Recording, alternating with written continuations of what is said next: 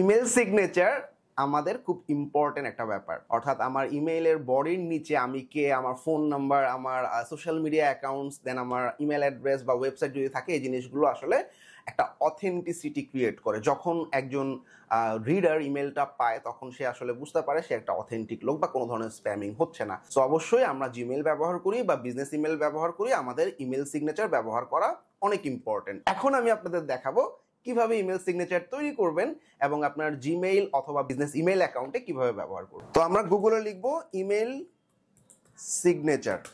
Email signature লিখে Google করলে আমরা প্রচুর পরিমাণ স্পন্সর অ্যাড পাবো। এর পাশাপাশি আমরা একটু ব্রাউজারে খেয়াল করি, mailsignatures.com এই ওয়েবসাইটটাতে ঢুকবো। দেন আমি আসলে যে ইমেল সিগনেচার তৈরি করতে চাচ্ছি, এখানে আমি দেখতে পাচ্ছি প্রিভিউ, এখানে অনেকগুলো ডিজাইন দেওয়া আছে।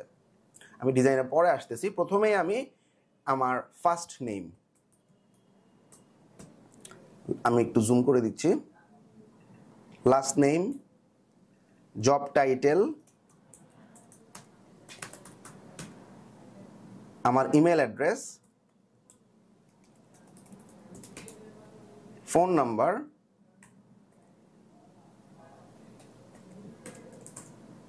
মোবাইল নাম্বার দরকার নেই, বা আমি মোবাইল নাম্বারটাকে এখানে নিয়ে আসি।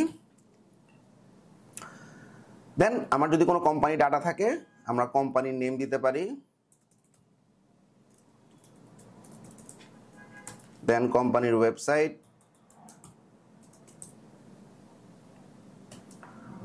দেন অ্যাড্রেস, দ্যাটস ইট। এবার দেখবো আমাদের হাতের ডান দিকে একটা ইমেল সিগনেচার তৈরি হয়ে গেছে। এছাড়াও আমরা দেখবো সোশ্যাল মিডিয়া লিঙ্কস আমরা অ্যাড করতে পারবো, যেটা আমরা এই আমার ছবির নিচে সোশ্যাল মিডিয়া আইকনগুলোতে ক্লিক করলে আমার সোশ্যাল মিডিয়াতে চলে যাবে। সে আমার ফেসবুক প্রোফাইলের লিঙ্কটা নিলাম। তো এভাবে অন্যান্য সোশ্যাল মিডিয়া লিঙ্কগুলো আমরা বসায় রাখবো, সবগুলো যে কটা আমি চাই। সে আমি টুইটার দিব না, বাদ দিয়ে দিলাম। আমি ইনস্টাগ্রাম দিলাম, লিঙ্কডইন বা ইউটিউব দিলাম, দ্যাটস ইট। এখন আমার এই টেমপ্লেটটার স্টাইল আমরা দেখতেছি এখানে ব্লু এবং ব্ল্যাকের উপরে পুরো টেমপ্লেটটা করা হয়েছে। তো আমরা যদি কালার চেঞ্জ করতে চাই, এখান থেকে আমি একটা কালার চেঞ্জ করে দিতে পারি। সে আমি একটু ডিফারেন্ট একটা কালার দিলাম।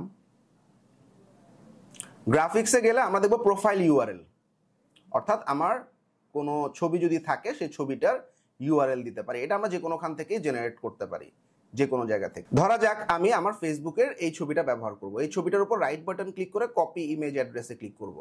তারপর এই লিঙ্কের মধ্যে আমি লিঙ্কটা দিয়ে দিলাম। এইবার আমার ইমেল সিগনেচার কিন্তু রেডি, এবং আমার এখানে অনেকগুলো ফ্রি টেমপ্লেটও দেখতে পাচ্ছি। তো আমরা একটা সিম্পল টেমপ্লেট ইউজ করি, প্রথমটাই বেস্ট। এইবার আমরা এইভাবে পুরো জিনিসটাকে সিলেক্ট করে কপি করব। কপি করার পর আমরা এখন দেখব কিভাবে আসলে আমরা জিমেইলে এই ইমেল সিগনেচারটা কিভাবে ব্যবহার করতেছি। প্রথমে আমি জিমেইলে ঢুকলাম, হাতের ডান দিকে আমরা দেখতে পাচ্ছি একটা সেটিংস আইকন আছে। সেটিংস আইকনে ক্লিক করলাম, তারপরে সি অল সেটিংসে গেলাম। এইবার একটু নিচের দিকে নামলেই আমরা দেখব সিগনেচার নামে একটা অপশন দেখা যাচ্ছে। এখানে আমি ক্রিয়েট নিউ বাটনে ক্লিক করলাম। তো এখানে আমি যে কোনো একটা নাম লিখলাম। এইবার আমার ইমেল সিগনেচারটা আমি পেস্ট করে দিলাম, চলে আসছে অলরেডি। ইমেল সিগনেচারটা কিন্তু দেখা যাচ্ছে, রাইট? ব্যাস। এইবার আমাকে সিগনেচার ডিফল্ট নামে একটা অপশন দেখাচ্ছে। এখানে আমি যে সিগনেচারটা চুজ করছি সেই সিগনেচারটার নামটা চুজ করে দিলাম, রিপ্লাইয়ের সময় সেই নামটা চুজ করে দিলাম। কাজ শেষ, সেভ চেঞ্জেস। এখন যদি আমি কোনো মেইল কম্পোজ করতে যাই, আমরা দেখব অটোমেটিক্যালি ইমেলের বটমে আমাদের ইমেল সিগনেচারটা দেখা যাচ্ছে।